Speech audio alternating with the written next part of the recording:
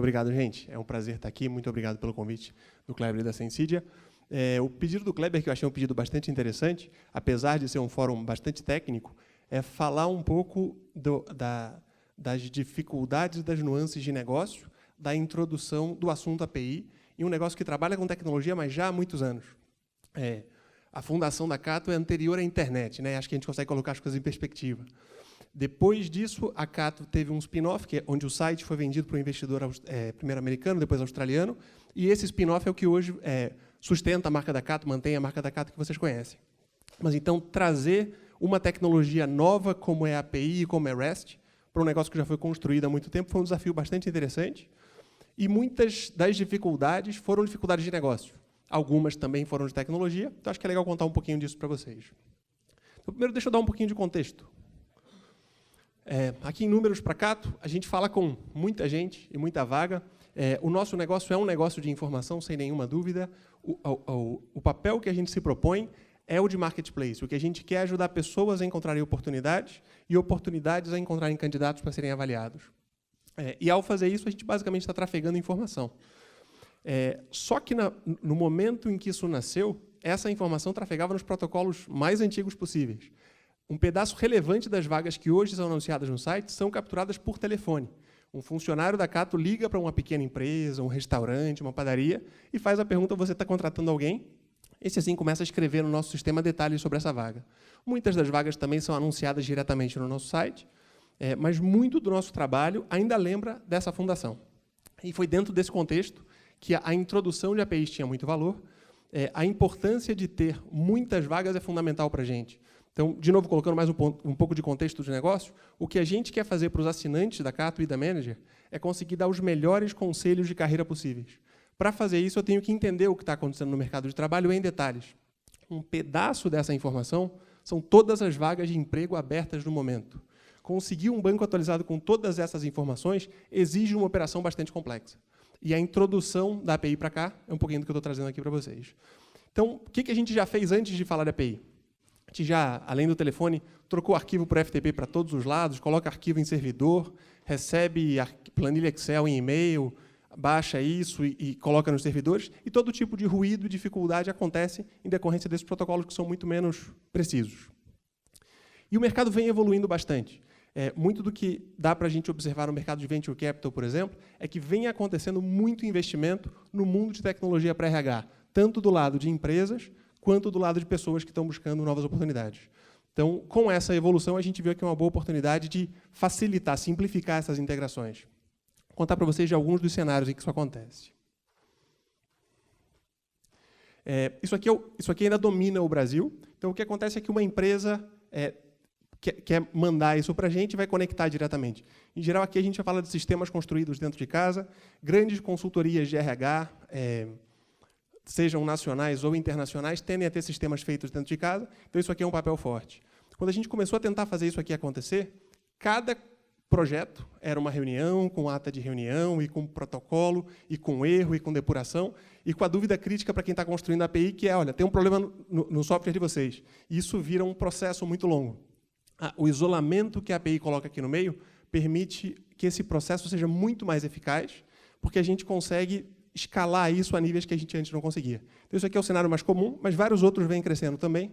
Por exemplo, as empresas que, ao invés de construírem o software dentro de casa, usam o que a gente chama de ATS, que é o Application Tracking System. É um sistema de gerenciamento de vagas de emprego, e aqui tem várias marcas que comercializam isso. JobVite, SuccessFactors, Taleo e Kenexa são marcas internacionais. Aqui no Brasil, tem não só marcas já bem estabelecidas, por exemplo, Vagas faz isso para muitas empresas, quanto várias startups vêm crescendo nesse mercado. Não sei quantos de vocês consideram algum tipo de atividade por aqui, mas esse é um mercado em ebulição. Várias startups vêm conseguindo bons investimentos para entrar nesse mercado, onde você pode pegar um nicho específico do mercado e tratá-lo muito melhor para, por exemplo, recrutamento de trabalho temporário, recrutamento de gente de tecnologia, e prover um serviço muito bom para as empresas dentro disso. E a conexão acontece via as APIs.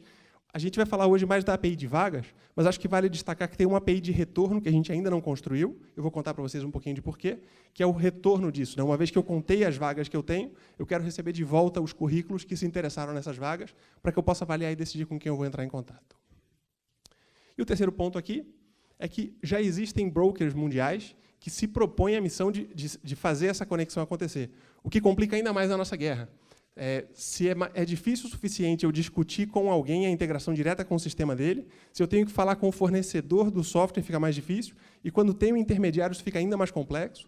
E a forma como o mercado lá fora se estruturou é que esses brokers ajudam as pessoas que estão anunciando vagas a decidir onde eles vão anunciar. Em mercados muito sofisticados, como o britânico, por exemplo, a quantidade de job boards, de lugares onde você pode anunciar a vaga é tão grande que você tem um middleman que fica só decidindo onde que anunciar essa vaga vai trazer mais currículos, vai trazer mais retorno. Nosso mercado é menos sofisticado, mas algumas das empresas que usam softwares que só se conectam via brokers só tem como alternativa fazer a conexão acontecer via broker. E aqui um dos dilemas interessantes de negócio, esse broker cobra um fee do ATS para fazer a publicação. E o nosso produto é gratuito. Isso quer dizer que ele está ganhando dinheiro onde eu não ganho. E isso me coloca numa posição de negociação interessante, já que eu posso discutir com ele o que eu dou em troca do fato de que ele vai conseguir postar aqui sem nenhum custo. Ele está prestando um serviço especialmente forte para o lado de lá. Legal? Próximos slides aqui eu vou entrar em um pouquinho mais de detalhes técnicos. Eu pedi para o time coletar um pouco dos principais aprendizados ao longo dessa jornada. Queria dividir isso com vocês. Então, primeiro, o que a gente fez? Isso aqui foram os recursos que a gente decidiu expor. Como eu coloquei antes, a gente não tratou do assunto de currículos na primeira versão. Tem um ponto interessante aqui, que já existe um protocolo para currículos bastante antigo, que é o e-mail. Então, hoje, quem anuncia a vaga, seja por telefone ou no nosso site, recebe um aviso por e-mail quando um currículo aplicou para aquela vaga. E ele pode escolher um pouquinho se ele quer um e-mail diário, se ele quer um e-mail para cada currículo, ou se ele quer ir até o site ver isso. Então, a gente optou por deixar esse protocolo mais antigo rodando, para reduzir a complexidade do primeiro lançamento, o que eu acho que foi uma decisão bastante sensata, já que eu já tenho um formato de retorno que tem um bom nível de eficácia. Isso não quer dizer que a gente não vá transformar esse retorno também em uma API, mas deixar isso para o segundo momento pareceu um jeito bom de ter um primeiro lançamento com impacto. E aqui os recursos que a gente elegeu tratar, então, uma vaga pode ser criada, depois pode ser recuperada, né, para entender como é que está o andamento dessas vagas, edição dela, recuperação de mais dados dela, e depois alterações de estado. A vaga pode ser reativada depois de um tempo, se ela ainda não conseguiu currículos suficientes. Do nosso lado, a gente quer ter certeza de que as vagas são novas, então a minha tendência é sempre tirar uma vaga do ar depois de um tempo decorrido, em geral 60 dias. Então, se o recrutador está me dizendo que mesmo depois desse período ele ainda quer mais currículos, ele me conta que ele quer reativar a vaga, senão eu derrubo ela automaticamente. Também a renovação pode acontecer e a desativação à medida em que ele saiu do ar. E aqui um ponto interessante, que aqueles protocolos antigos têm aqui uma fraqueza muito forte. Se alguém me manda um arquivo Excel com todas as vagas em aberto, o dia que ele fecha a vaga, ele não atualiza o arquivo Excel e me manda de novo. Então, a qualidade da informação que eu consigo ter em atualizar estados de vagas por causa de API sobe muito. Legal? Junto com isso, a gente trabalhando junto com a Sensidia, entendeu que ter como a gente quer chegar numa escala bastante relevante aqui, ter um portalzinho com documentação e para contar um pouco dessa proposta para quem estiver desenvolvendo, pareceu uma ideia super boa. A gente teve muito feedback positivo de quem já começou a trabalhar com a gente. A gente também entendeu que esse isolamento ajuda muito a reduzir o esforço em depuração de erros. Então, à medida em que eu tenho a documentação mal feita, que eu mesmo estou dando suporte, que eu estou falando com cada desenvolvedor, tudo parece erro. À medida em que eu tenho já um conjunto de pessoas e uma documentação bem escrita, o tipo de reporte de erro cai muito e o time, com isso, coloca menos esforço em algo que não está gerando muito resultado de negócio. Alguns dos desafios que a gente ouviu. A modelagem de recursos teve uma mudança de paradigma aqui. Então, estou assumindo que eu estou falando com gente bastante técnica. Então, vou me arriscar aqui um pouquinho. A gente tende, dentro do banco de dados, a estar muito mais normalizado, o ID para todos os lados e não a informação direta. E quando a gente joga isso para a API, por exemplo, colocar o ID de uma cidade, não fazia nenhum sentido. No passado, a gente tentou fazer isso. A gente tentava fazer um gerenciamento de projeto, mandar a tabela das cidades, cada cidade tinha o seu ID, mandar a tabela de cargo, cada cargo tinha o seu ID. Aqui, para ter escala, a gente desistiu de fazer isso e passou a desnormalizar isso tudo e colocar o nome da cidade, o estado da cidade, e entender que o esforço de deduplicação ou de match disso é feito do outro lado. A gente parou de tentar negociar isso caso a caso. Com dilemas interessantes. Para a gente é super importante entender o cargo exato de uma vaga. Então, um gerente de produto é diferente de um gerente de produto digital. E um vendedor, um gerente de vendas, cada um desses cargos tem muitas especificidades para a gente. Então, o que a gente fazia era, no anúncio, a gente fazia autocomplete para garantir que eu sei do cargo que eu estou falando. o autocomplete funciona para seres humanos e não para APIs. Então, os dilemas de como garantir que o sistema do lado de lá dava a melhor informação para a gente e a gente entendia o que ele queria dizer, foram dilemas novos e bastante interessantes. Um outro ponto, mais curiosidade aqui, o time estava muito mais acostumado a ter o HTTP como o cara que entregava a resposta, mas o erro, o sucesso, o insucesso, ser parte do corpo da mensagem. Então, teve uma quebra de paradigma, que a ficha disso não tinha caído por um tempo, até entender que, se eu fiz uma operação e ela deu errado, é o próprio código do HTTP que tem que contar o que está acontecendo, e não o corpo da mensagem. Acho que isso é meio óbvio para vocês, para a gente teve um momento de ahá, era isso que a gente estava fazendo errado. Como eu coloquei agora há pouco, a ideia de reduzir a complexidade para a gente foi um grande ganho, e dentro disso a gente contou com a ajuda da Sensidia. Então, francamente, o time dentro de casa não tinha muito expertise de API, o time entende muito de mercado de trabalho, de modelagem, de vaga, de matching, de currículos, a gente trabalha com inteligência artificial, mas a API não era a nossa praia. E, ao invés de ter que construir esse conhecimento dentro de casa, passar a bola para alguém que faz isso bem, usar o gateway no meio do caminho para tratar de autorização e autenticação, foi uma boa escolha. Isso simplificou muito o esforço que a gente teve que colocar dentro disso. Lições aprendidas, além dos desafios. Então, o primeiro ponto é, acho que o conceito de MVP deve ser vocabulário comum para vocês, mas é um grande desafio, ao entrar no mundo de API, conseguir achar um escopo pequeno. Francamente, a bocada que a gente deu foi maior do que devia. O primeiro lançamento foi grande demais, deu muito trabalho, a gente demorou muito para ganhar a atração que a gente precisava. Esse foi um projeto que demorou mais do que a gente esperava. Então, parte da recomendação para quem estiver vindo de grandes empresas, eu entendi pelas mãos da sessão anterior, que são muitos, achar o menor escopo possível, claro que entregando valor, mas ser bastante radical nesse corte, eu acho que é um bom conselho. A gente, como eu coloquei antes, separou entre vagas e currículos, acho que esse já foi um corte interessante. Teria sido uma boa cortar ainda mais, ter feito ainda menos no primeiro lançamento, já que a gente viu muito atraso com muito aprendizado a acontecer. Além de complexidades de negócio, como eu descrevi agora há pouco, dentro das vagas, a complexidade da API, o jeito certo de usar a API e as várias outras coisas que a gente aprendeu no processo. Um outro ponto super forte que, com a ajuda, de novo, da Sensidia, a gente trouxe para dentro de casa, foi o conceito de versionamento. Não sei o quanto de vocês querem só lançar a primeira versão da startup, a primeira API, a primeira versão da API e começar a trabalhar, mas a importância de, depois que você tem parceiros, dar estabilidade para esses parceiros, especialmente se esse é um negócio grande, é fundamental, e acho que o versionamento é uma ferramenta com muito potencial para isso. Isso tranquiliza muito essas conversas, de que o outro lado que vai ter que investir em integração dos sistemas não vai perder esse valor daqui a semanas ou daqui a meses, quando você unilateralmente decidir, tem um parâmetro novo aqui que eu quero colocar, eu preciso mudar a modelagem do meu banco de dados, e, por conta disso, eu vou ter que derrubar a API anterior que eu acordei com cada uma das pessoas.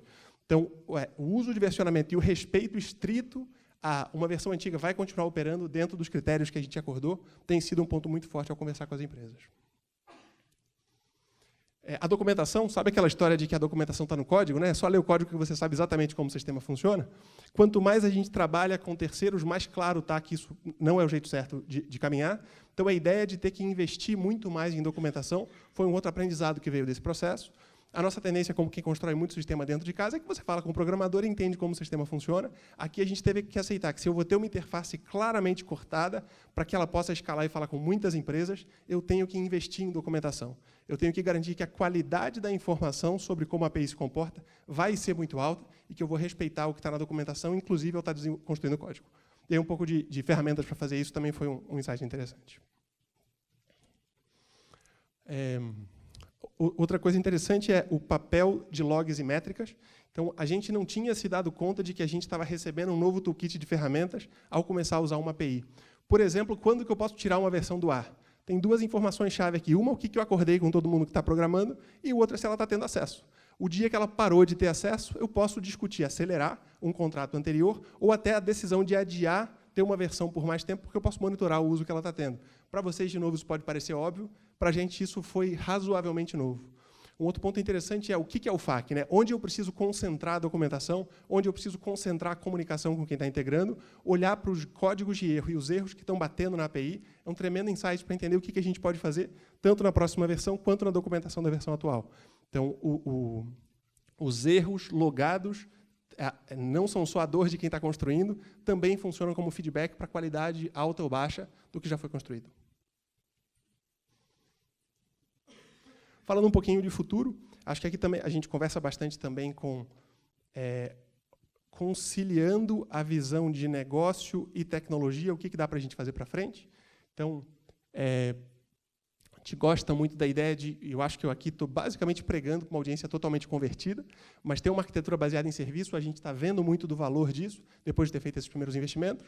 Parte dos valores que a gente... Isso aqui não é só um slide de quem viu isso em outra conferência, a gente está vivendo isso dentro de casa. Então, a escalabilidade é muito importante para a gente. A gente paga por um volume grande de servidores que são hospedados, a gente vem usando cada vez mais da nuvem, e a possibilidade de usar a escalabilidade reduz custos para a gente. Então, o fato de que eu posso pegar a API, que está tendo o maior volume de requests, e colocar isolada num servidor e escalar só esse servidor, custa menos do que a forma como a gente construía anteriormente, em que eu tinha que escalar um volume muito maior de aplicações, porque elas eram menos isoladas e segmentadas. A centralização de regras de negócio, é claro que a gente tem código que repete a mesma regra de negócio em 2, 3 ou 4 pontos, e o insight de que a gente pode começar a isolar isso num ponto único, a gente começou a ver isso acontecendo na prática, então bastante interessante. Tecnologias diferentes, a gente tem aplicativo iPhone, Android, tem um site responsivo mobile, tem o site mais antigo, que é mais essa desktop, e tudo isso poder usar agora diferentes tecnologias, tanto para back-end quanto para front-end, vem combinando muito o uso de API com o futuro do que a gente vê, já que a busca de emprego é cada vez mais algo remoto, mobile, que vai ser feito por todo mundo em vários devices diferentes.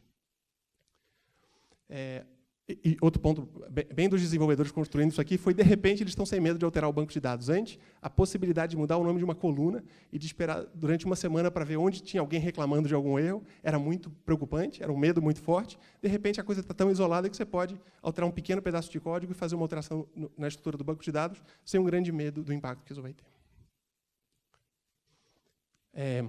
Também tivemos vários problemas, vários insights que a gente não esperava, dificuldades novas. Uma delas, segurança.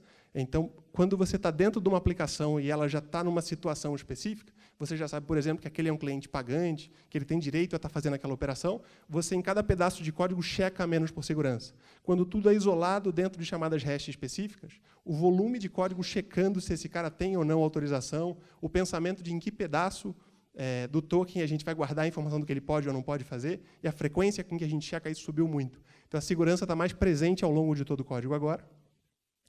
Segundo ponto, a resiliência. Então, eu tenho um aplicativo falando com 5 APIs, eu tenho que tratar para o fato de uma delas não responder, 2 não responderem, 3 ou as 5 não responderem, e eu tenho que tomar decisões do que eu vou fazer dentro da aplicação quando isso acontecer.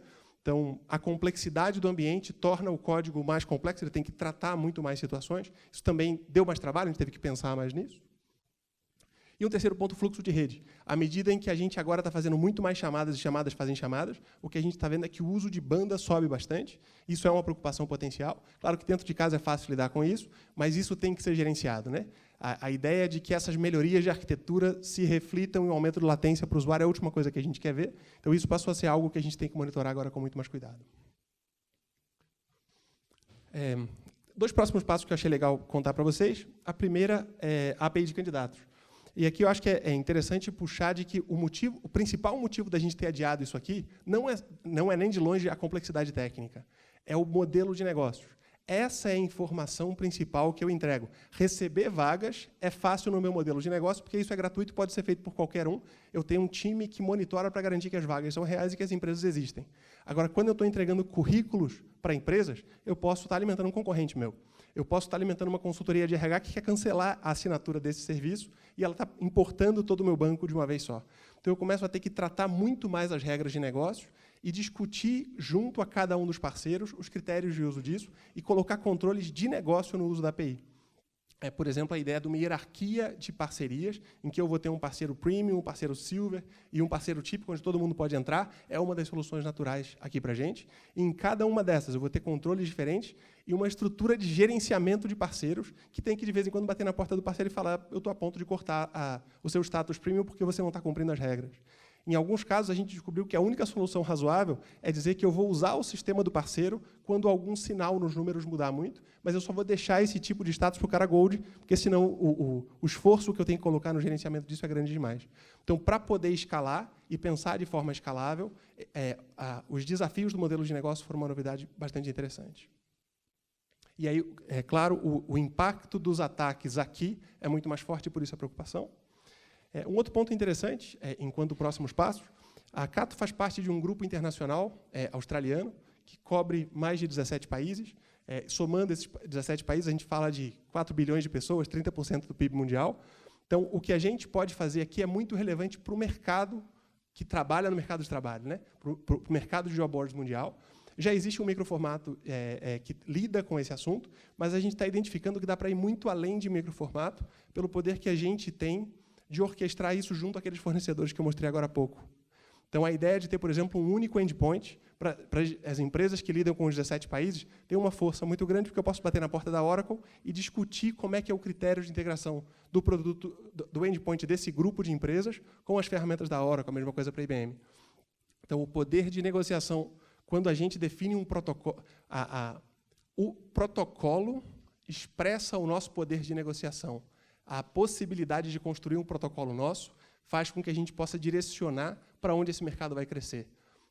E coloca a gente em condições de igualdade, por exemplo, com o LinkedIn, que é um outro cara que também tem uma API e que tem um poder de barganha muito forte. Quando eu junto todas as empresas do grupo, eu entro no mesmo nível de capacidade de negociação e posso discutir o que eu quero ou não quero que seja feito por esses grandes fornecedores, com quem, sem esse tipo de poder de barganha, é muito difícil negociar. Legal? E é isso.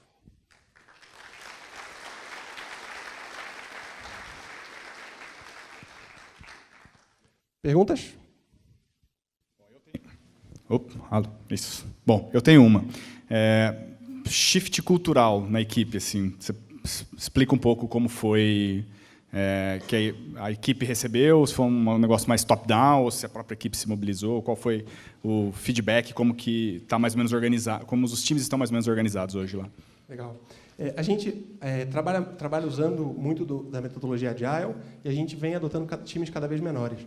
Mas o contato com a Sensidia veio de mim, eu e o Kleber somos amigos desde a faculdade. Eu tinha uma noção do que a empresa deles fazia, mas ficou claro depois de um tempo em que a gente sabia que ter uma API para vagas era fundamental, mas eu comecei a notar o quanto a evolução desse assunto estava muito difícil. Em algum momento a gente se cruzou, se encontrou, e a ideia de que alguém especialista nesse assunto poderia acelerar o processo fez bastante sentido para mim.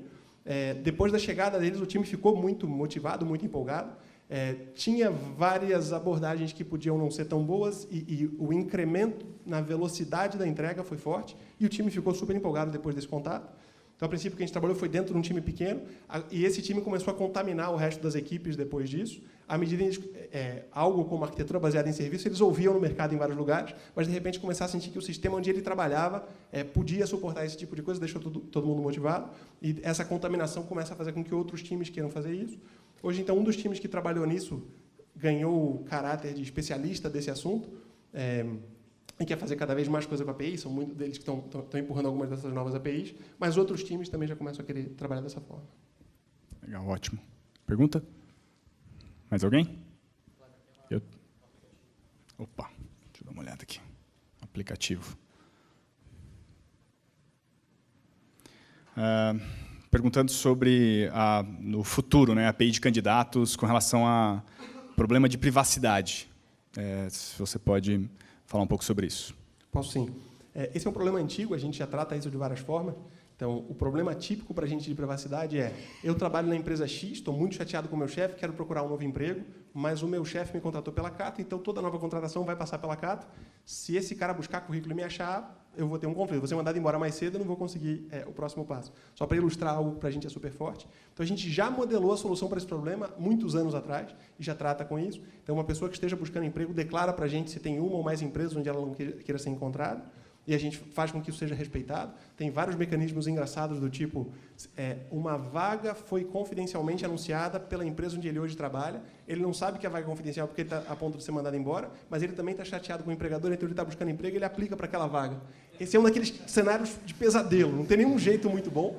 Então tem um pouquinho de fumaça e espelho que a gente acaba tendo que aplicar nesse caso para não divulgar o segredo dos dois lados. Então a privacidade é um assunto muito forte para a gente. Do ponto de vista de candidatos, o que a gente faz empresas que assinam o nosso produto com o objetivo específico de buscar funcionários, conseguem buscar e ter acesso a dados como telefone, e-mail, também conseguem entrar em contato diretamente pelo nosso sistema, mas a gente monitora muito desse uso, de vez em quando a gente chuta empresas para fora, onde, por exemplo, uma empresa que até está contratando pessoas, experimenta usar a gente como e-mail marketing. Então, a gente tem várias ferramentas para minimizar esse uso. A gente monitora quando picos acontecem e tira as empresas que estejam se comportando mal. Do ponto de vista das vagas de emprego, a gente também tem que respeitar muito disso. O processo de busca de pessoas é muito sensível. O processo de recolocação é sensível para todos os lados. Então, isso já as nossas regras de negócio já levam muito disso em conta. Por exemplo, o conceito de vagas confidenciais. Por exemplo, o fato de que, às vezes, eu estou buscando pessoas, mas eu não posso dizer para que vaga é, e eu sequer tomo a ação de publicar o que é essa vaga. Então, sim, a gente tem que respeitar todas essas regras de negócio e condições quando a gente expõe esse serviço de API. E, na verdade, a API é um outro canal, mas todas essas regras se aplicam aos canais já existentes também. Uma pergunta aqui embaixo. Olá. Além da busca de candidatos, você vai ter aquela API de retorno, né? Que quando você entrou dentro da Cato, selecionei alguns candidatos, coloquei nessa minha vaga, eles se candidataram, eu tenho esse retorno. Você tem ideia dessa previsão de entrada dessa funcionalidade? Se você está interessado especificamente nela, talvez a gente possa conversar fora daqui. Mas, a princípio, a gente imagina que em janeiro ela esteja entrando lá. Porque eu entendo que assim, o candidato ele vai se candidatar realmente através da Cato. Acho que a melhor interface, de repente, para o empregador buscar seria realmente dentro da Cato, mas acho que esse retorno seria mais interessante, talvez. Estamos super de acordo. Então, realmente, a busca de candidatos acaba funcionando como você falou. Pegar candidatos da base de dados da Cato. Aí realmente acho que fica estranho mesmo. Então, janeiro é a expectativa que a gente tem, mas eu não queria fazer um compromisso público aqui, gerar a expectativa de que eu respeito isso para todo mundo. Se você tem interesse nisso, a gente pode conversar mais. Dentro do nosso roadmap atual, janeiro é o que o roadmap está definindo. Tuller, também a gente vê APIs que são amplamente públicas e de interesse geral, né? Você pega, sei lá, Facebook, Twitter, então qualquer um pode criar um aplicativo lá. A Cato ela é uma API mais restrita, né? Você tem um hall de parceiros que você quer atingir, né? Então, até tipo divulgação da API, você não investe, né, em, sei lá, hackathons abertos, esse tipo de coisa. Queria que você comentasse um pouquinho da estratégia de ataque nesse hall de parceiros, como que vocês trabalham um pouco isso. Então, um mercado super específico nesse sentido, de que todas as empresas que têm software para RH, a gente quer conversar com elas. Mas o volume de empresas que a gente conhece não passa de 20 no mundo inteiro. Desculpa, as que têm atuação no Brasil, sejam internacionais ou nacionais, não passam de 20.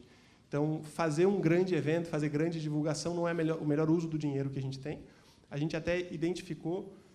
então, a gente sabe quem gostaria que a gente usasse, quem a gente gostaria que usasse. Alguns topam e a maioria não topa. Tem vários motivos para que alguns não estejam adotando isso ainda. E aí, o que a gente enxergou é que a melhor forma de fazer esse mercado mudar é conversando com os clientes. Então, o que a gente está adotando agora é um processo em que eu converso com os clientes que anunciam na Cato as vagas, e se eles usam um software que não está integrado, eu digo para ele com a lista de quem está integrado, e digo para ele que se ele incentivar o fornecedor dele, que a gente vai dar o suporte para o fornecedor dele e que isso não vai ter um custo extra para ele do nosso lado. Então, a gente começa uma pequena campanha de guerrilha para tentar fazer o mercado se transformar dentro desse pequeno volume de empresas que são as que fazem diferença para a gente. A gente já fez alguns brainstorms dentro de casa também de que APIs de uso amplo a gente poderia ter.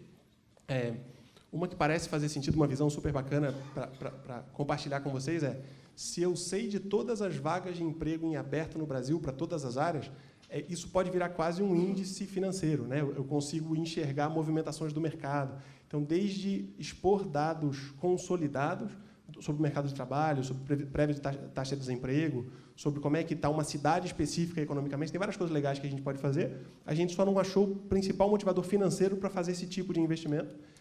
Mas, sem dúvida, tem mais APIs no nosso futuro, tem mais coisa que a gente pode fazer, já que a gente investe muito na manutenção desse ativo de informação, que é super valioso e que gera tremendos insights para a economia do país. Legal, show. Tem mais uma aqui. Eu ia fazer uma pergunta, mas depois da sua eu mudei. Vou pegar carona na pergunta do Kleber. Abrir APIs para startups e incentivar esse uso não é uma forma também de, inclusive, vocês descobrirem usos que vocês nem pensaram ainda, né? Eventualmente novos modelos de negócio, por uma situação que, para o candidato, né, buscar uma nova colocação, né, um novo emprego, uma nova vaga, cada vez mais as empresas precisam que a vaga chegue no candidato e não o contrário. Então, de repente, essa inovação pode vir por fora, né? Como é que isso encaixa nesse roadmap de vocês, de tentar interagir mais com esse ecossistema de startups para criar novas propostas de valor? É uma boa pergunta e um dilema interessante. Enquanto executivo, eu tenho que garantir que eu estou colocando os recursos onde, ou por dados ou por intuição, eu acho que eles vão ter um maior retorno. Então, enquanto eu não consigo, pelo menos, vislumbrar um possível uso que gere retorno, não dá para investir numa API de uso amplo e com muitas possibilidades. Enquanto cara de tecnologia, enquanto visionário, eu adoraria poder fazer isso. Então, o dilema é mais onde que a gente sente cheiro de alguma coisa com potencial e acha pelo menos 1, 2, 3 empresas que conseguem validar aquele uso. E, a partir daí, a gente pode fazer um investimento. Mas é muito difícil fazer o investimento sem, pelo menos, enxergar parte do uso. Depois disso, as variações vão vir, o mercado ensina isso para a gente. Mas fazer um investimento sem um mínimo de visibilidade é muito difícil enquanto investimento para justificar.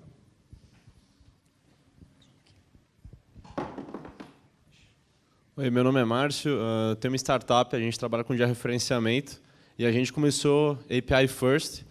E uma das dúvidas que um dos grandes dilemas que a gente sempre tem é qual operação o usuário público pode fazer da minha API. Você comentou de algumas limitações que você coloca, né? Mas eu queria saber como que você toma essa decisão. O usuário público ele pode fazer essa operação ou não? Só um usuário de dentro de casa. E outra pergunta, quem é seu benchmark que você se orienta? Pô, essa empresa aqui trabalha com API legal, quero seguir esse conceito deles. Legal. Então, dentro do que a gente já fez, a decisão foi muito fácil, para ser sincero. Cada empresa... Então, eu tenho o desenvolvedor e eu tenho o ID do usuário, né? Dentro do ID do usuário, que é o cara que está operando o meu sistema através de um software terceiro, ele pode criar a vaga e operar sobre essas vagas. Então, a visibilidade que ele tem está nas vagas dele. Enquanto ele não inseriu nenhuma vaga, ele não pode fazer nada sobre as vagas dos outros. Então, essa API que é exposta publicamente é só para que ele publique as vagas dele. Então, o uso é super restrito.